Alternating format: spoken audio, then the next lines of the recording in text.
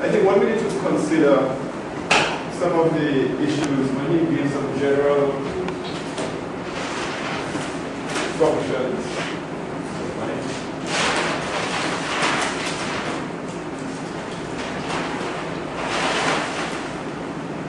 of mass media shaping. In any public awareness or public information or advocacy activity, what we try to do, we try to influence people, we try to shape their opinions, we try to shape their behavior in a particular direction. And I think we need to underline the significance of the role of mass media as shaping. Now, if we have time during the course of the day, I could probably put up a few slides which speak to the issue of media relations, which help us develop strategies that will force the media to shape their public in the direction that we want. Ownership is also important, that we have to bear in mind. Ownership of media has its own implications. Government media, which we would say, okay, it's helpful because it's not costly, we can go there. But there is the same issue you raised, I think, David, right? About the relationship between investigation and advocacy.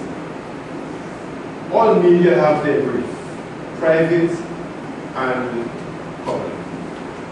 And no matter if you think that the private media is always the way to go, they have their constraints. And the example that Ken gave about budgetary constraints based on who funds the operations. You will have, for instance, an issue dealing with a spill in a river, and it's coming from a major brewery. You don't have any umbrella brewery like Banks and these things, but like every country has a sort of signature brewery. Pizza on, it's in Lucia, Banks and Barbados, Guadalajara, and Cairo, and so forth. And you know the nature of the operation is a lot of wastewater. And they are usually close to water sources.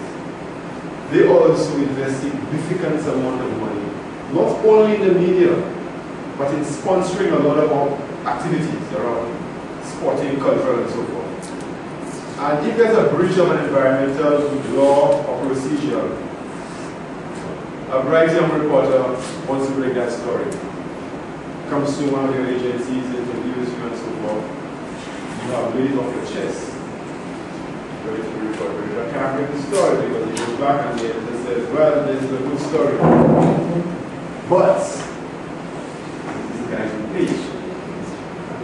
So, whereas the investigative drive is there, but it doesn't always end up achieving what it's supposed to achieve. On the other hand, you have the government media there with you, providing all the resources free, but it also has constraints because that same brewery is in the constituency of the Minister of Trade. And he would say, well, it's in my constituency.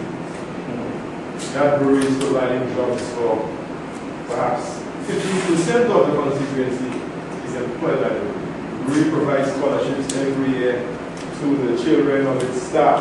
You see how intertwined and intricate the whole issue is. So it is not, you need to be aware of these things. And when you're going out and saying, well, I prefer to go to a popular radio station as opposed to another one, you need to know why you're doing these things. So that you're not surprised at the results of your campaign, whether they work or they don't work. So that ownership factor is very important. And right now, with the ongoing liberalization of media in the region, you have fewer publicly owned television or radio stations around who can at least guarantee you airtime for your messages. Some laws now in most countries, which are liberalized, provide space for every media to allow public service announcements. But these are negotiated. It doesn't say at 12 o'clock that you must have 10 minutes for public service announcement. They'll say yes,